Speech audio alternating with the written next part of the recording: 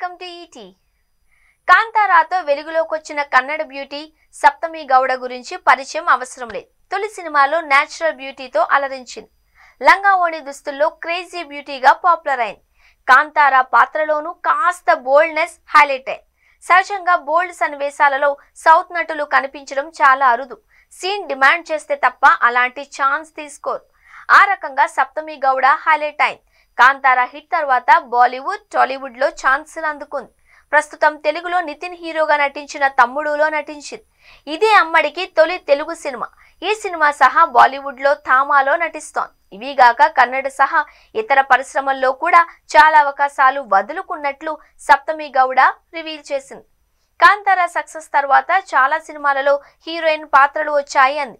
కానీ అవన్నీ కూడా కాంతారా తరహా పాత్రలనే పోలి ఉన్నాయని, ఆ కారణంగానే వదులుకున్నట్లు తెలిపింది.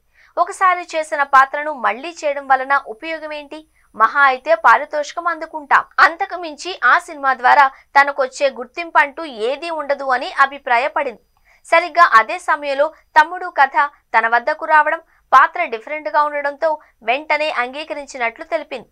పాత్రకు సరిపోతానా లేదా అని లుక్ టెస్ట్ నిర్వహించి ఎంపిక చేశారు. నన్ను తప్ప మరో నటిని కూడా వాళ్ళు చూడలేదు. ఈ పాత్ర కోసం గుర్రపు స్వారీ నేర్చుకోవాలి అన్నారు.